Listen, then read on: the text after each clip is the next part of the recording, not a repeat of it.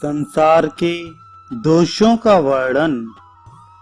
महाराज युधिष्ठिर ने पूछा, भगवान, यह जीव किस कर्म से देवता, मनुष्य और पशु आदि योनियों में उत्पन्न होता है? बाल भाव में कैसे पुष्ट होता है और किस कर्म से युवा होता है? किस कर्म के फलस्वरूप अतिशय भयंकर दारुण गर्भवास का कष्ट सहन करता है? गर्भ में क्या खाता है? किस कर्म से रूपवान, धनवान, पंडित, पुत्रवान, त्यागी और कुलीन होता है? किस कर्म से रोग रहित जीवन व्यतीत करता है? कैसे सुखपूर्वक मरता है? शुभ और अशुभ फल का भोग कैसे करता है? हे विमल मते, ये सभी विषय मुझे बहुत ही गहन मालूम होते हैं। भगवान श्री कृष्ण ने कहा, महाराज, उत्तम कर्मों से देव योनि, मिश्र कर्म से मनुष्य योनि और पाप कर्मों से पशु आदि योनियों में जन्म होता है। धर्म और अधर्म के निश्चय में श्रुति ही प्रमाण है।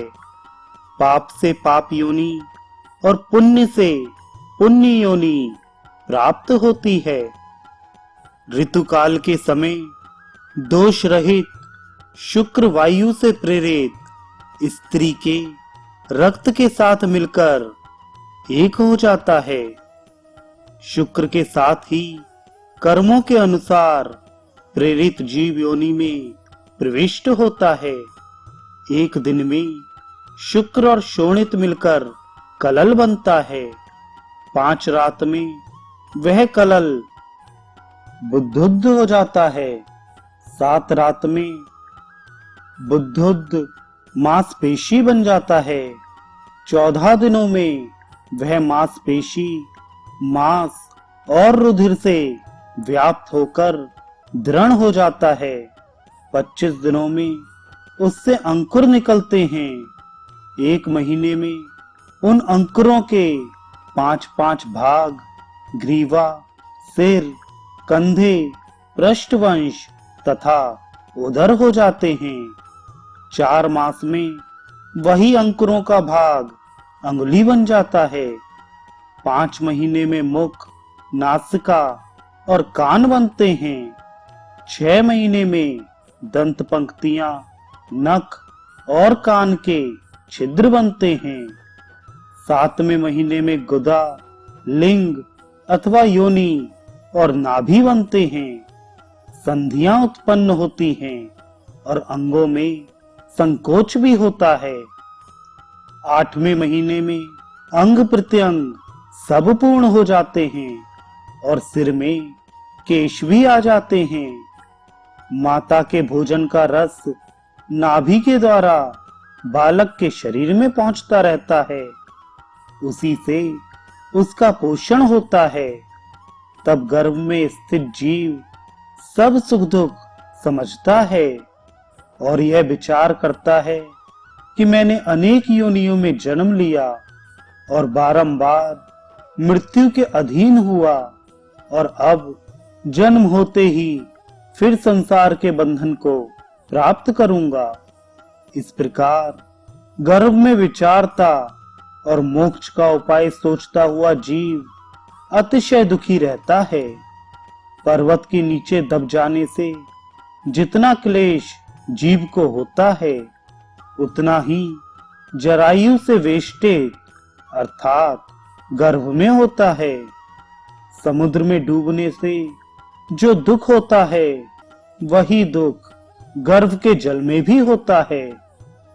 तप्त लोहे के खंभे से बांधने में जीव को जो क्लेश होता है, वही गर्भ में जठराग्नि के ताप से होता है। तपाई हुई सुइयों से बेधने पर जो व्यथा होती है, उससे 8 गुना अधिक गर्भ में जीव को कष्ट होता है। जीवों के लिए गर्भावास से अधिक कोई दुख नहीं है। उससे भी कोटि गुना दुख जन्म लेते समय होता है। उस दुख से मूर्छा भी आ जाती है। प्रबल प्रसव वायु की प्रेरणा से जीव गर्भ के बाहर निकलता है। जिस प्रकार कोलू में पीड़न करने से तेल निस्तार हो जाते हैं, उसी प्रकार शरीर भी योनि यंत्र के पीड़न से निस्तत्त हो जाता है।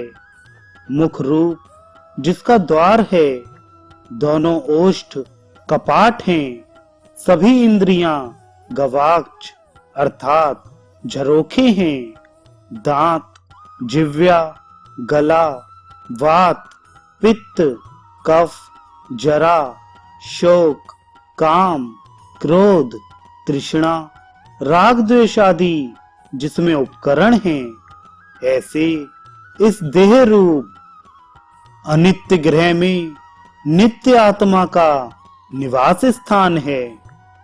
शुक्र शोणित के संयोग से शरीर उत्पन्न होता है और नित्य ही मूत्र, विष्ठा आदि से भरा रहता है।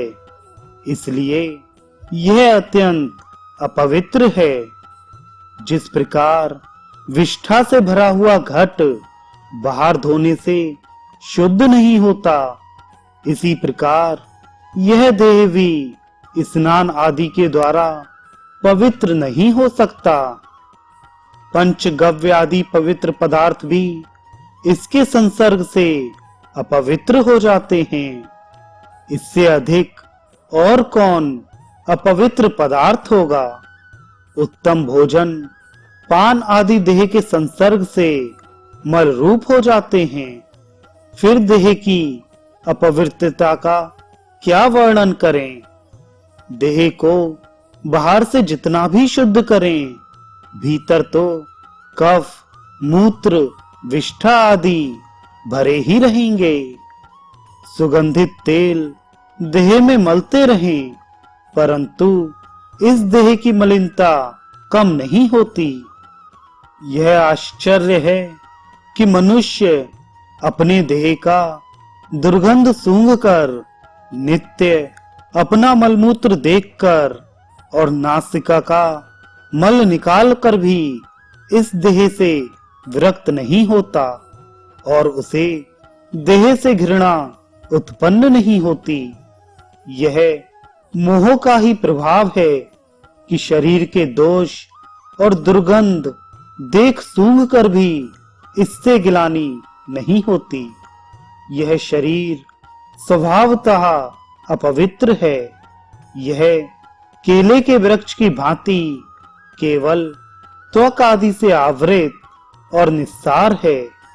जन्म होते ही बाहर की वायु के स्पर्श से पूर्व जन्मों का ज्ञान नष्ट हो जाता है और पुनः संसार के व्यवहार में आसक्त हो अनेक दुष्कर्म में रत हो जाता है और अपने को तथा परमेश्वर को भूल जाता है।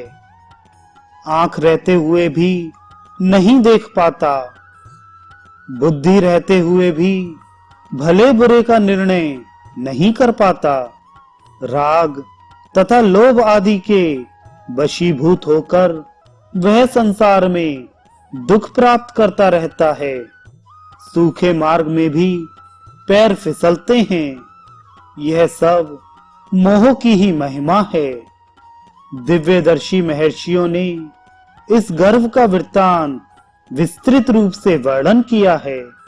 इसे सुनकर भी मनुष्य को वैराग्य उत्पन्न नहीं होता और अपने कल्याण का मार्ग नहीं सोचता।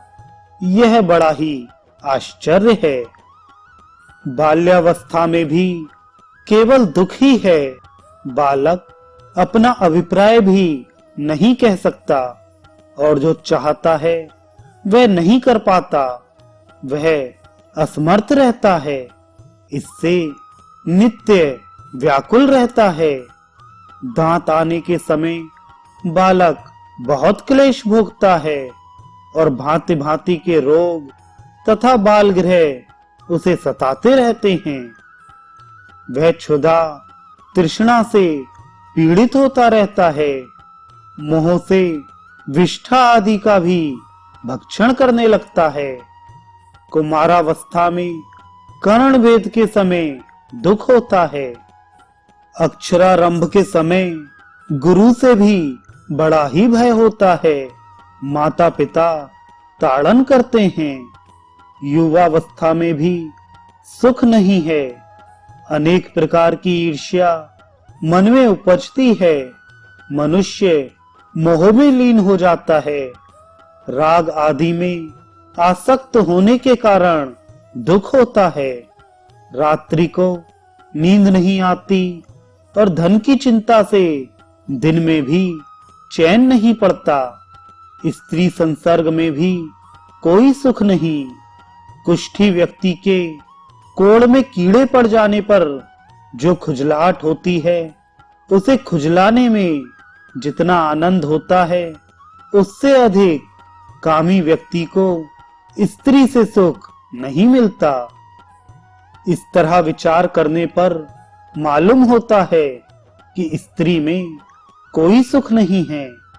व्यक्ति मान अपमान के द्वारा, युवावस्था वृद्धावस्था के द्वारा और संयोग वियोग के द्वारा ग्रस्त है, तो फिर निर्विवाद सुख कहां? जो यौवन के कारण स्त्री पुरुषों के शरीर परस्पर प्रिय लगते हैं, वही वार्धक्य के कारण घृणित प्रतीत होते हैं। वृद्ध हो जाने, शरीर के कांपने और सभी अंगों के जर्जर एवं शिथिल हो जाने पर वह सभी को अप्रिय लगता है। जो युवावस्था के बाद वार्धक्य में अपने में भारी परिवर्तन और अपनी शक्तिहीनता को देखकर विरक्त नहीं होता, धर्म और भगवान की ओर प्रवृत्त नहीं होता, उससे बढ़कर मूर्ख कौन हो सकता है। बुढ़ापे में जब पुत्र पौत्र बांधव दुराचारी नौकर आदि अवज्ञा उपेक्षा करते हैं, तब अत्यंत दुख होता है। बुढ़ापे में वह धर्म, अर्थ, काम तथा मोक्ष संबंधी कार्यों को संपन्न करने में असमर्थ रहता है। इसमें वात, पित्त आदि की विषमता से अर्थात न्यूनता अधिकता होने से अनेक प्रकार के रोग होते रहते हैं। इसलिए यह शरीर रोगों का घर है। ये दुख प्रायः सभी को समय समय पर अनुभूत होते ही हैं। फिर उसमें विशेष कहने की क्या आवश्यकता है। वास्तव में शरीर में सैकड़ों मृत्यु के स्थान हैं, जिनमें एक तो साक्षात मृत्यु या काल है, दूसरे अन्य आने जाने वाली भयंकर आदि व्याधियां हैं, जो आदि मृत्यु के समान हैं। आने जाने वाली आदि व्याधियां तो जप, तप एवं औषध आदि से टल भी जाती हैं, परंतु काल, मृत्यु का कोई उपाय नहीं है। रोग, सर्प, शस्त्र, विष तथा अन्य घात करने वाले बाघ, सिंह, दस्यु आदि प्राणी वर्ग, ये सब भी मृत्यु के द्वार ही हैं। किंतु जब रोग आदि के रूप में साक्षात मृत्यु पहुंच जाती है, तो देव वैद्य धनवंतरी भी कुछ नहीं कर पाते। औषध, तंत्र, मंत्र, तप, दान, रसायन, योग आदि भी काल से ग्रस्त व्यक्ति की रक्षा नहीं कर सकते। सभी प्राणियों के लिए मृत्यु के समान ना कोई रोग है, ना भय, ना दुख है और ना कोई शंका का स्थान। अर्थात केवल एकमात्र मृत्यु ही सारे भय आदि आशंकाएं हैं। मृत्यु पुत्र, स्त्री, मित्र, राज्य, ऐश्वर्य, धन आदि सबसे व्यक्त करा देती है और बद्धमूल वैर भी मृत्यु से निवृत्त हो जाते हैं। पुरुष की आयु 100 वर्षों की कही गई है, परंतु कोई 80 वर्ष जीता है, कोई 70 वर्ष, अन्य लोग अधिक से अधिक 60 वर्ष तक ही जीते हैं और बहुत से तो इससे पहले ही मर जाते हैं। पूर्व कर्मानुसार मनुष्य की जितनी आयु निश्चित है, उसका आधा समय तो रात्रि ही सोने में हर लेती है।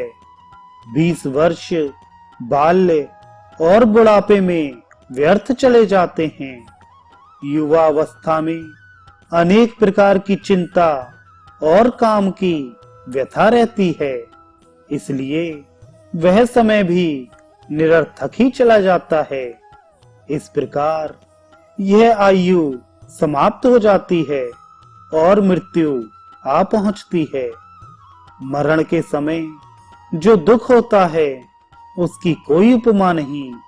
हे मात, हे पिता, हे कांत आदि चिल्लाते व्यक्ति को भी मृत्यु वैसे ही पकड़ ले जाती है जैसे मेढक को सर्प पकड़ लेता है। व्याध से पीड़ित व्यक्ति खाट पर पड़ा इधर उधर हाथ पैर पटकता रहता है और सांस लेता रहता है। कभी खाट से भूमि पर और कभी भूमि से खाट पर जाता है, परंतु कहीं चैन नहीं मिलता।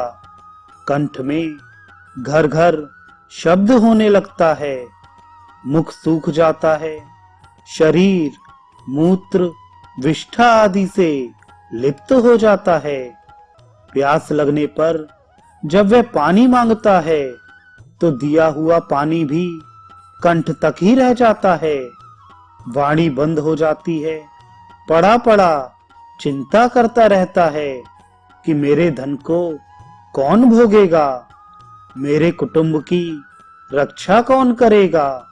इस तरह अनेक प्रकार की यातना भोगता हुआ मनुष्य मरता है और जीव इस देह से निकलते ही जोंक की तरह दूसरे शरीर में प्रविष्ट हो जाता है।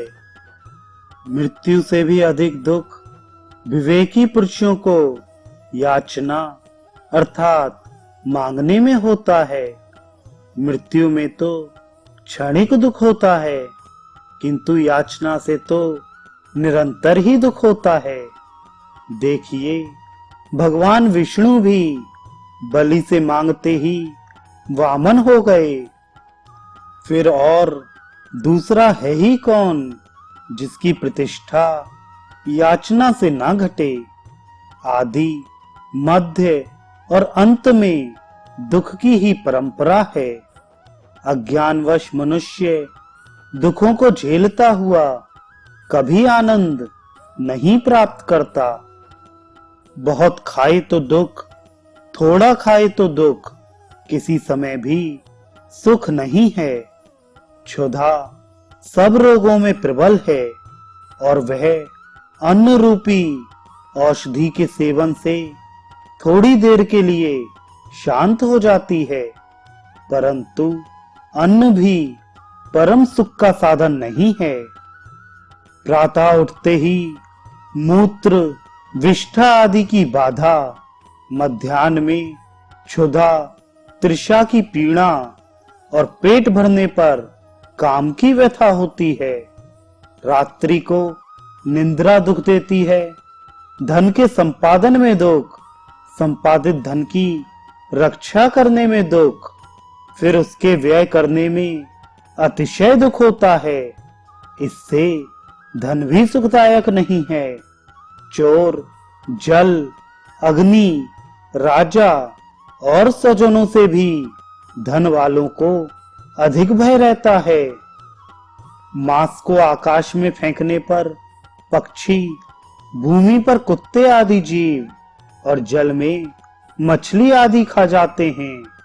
इसी प्रकार धनवान की भी सर्वत्र यही स्थिति होती है। संपत्ति के अर्जन करने में दुख, संपत्ति की प्राप्ति के बाद मोह रूपी दुख और नाश हो जाने पर तो अत्यंत दुख होता ही है। इसलिए किसी भी काल में धन सुख का साधन नहीं है। धन आदि की कामना ही दुख का परम कारण है। इसके विपरीत कामनाओं से निष्प्रह रहना परम सुख का मूल है। हेमंत ऋतु में शीत का दुख, ग्रीष्म में दारुण ताप का दुख और वर्षा ऋतु में झंझावत तथा वर्षा का दुख होता है। इसलिए काल भी सुखदायक नहीं है।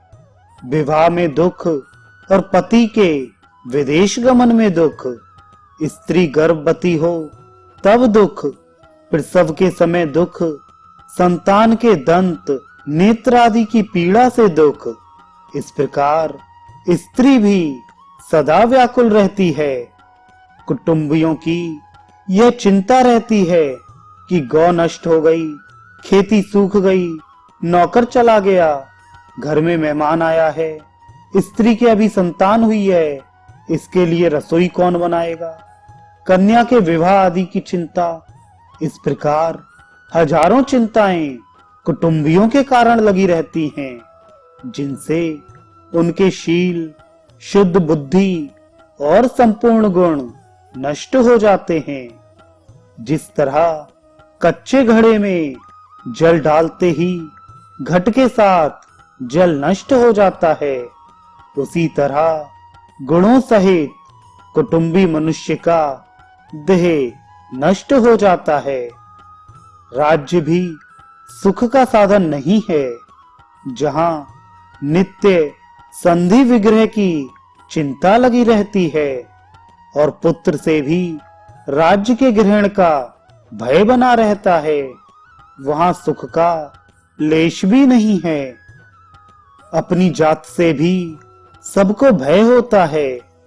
जिस प्रकार एक मांस खंड के अभिलाषी कुत्तों को परस्पर भय रहता है, वैसे ही संसार में कोई सुखी नहीं है। ऐसा कोई राजा नहीं जो सबको जीतकर सुखपूर्वक राज्य करे। प्रत्येक को दूसरे से भय रहता है। इतना कहकर श्री कृष्ण भगवान ने पुनः कहा, महाराज, यह कर्ममय शरीर जन्म से लेकर अंत तक दुखी ही है। जो पुरुष जितेंद्रिय है और व्रत, दान तथा उपवास आदि में तत्पर रहते हैं, वे सदा सुखी रहते हैं।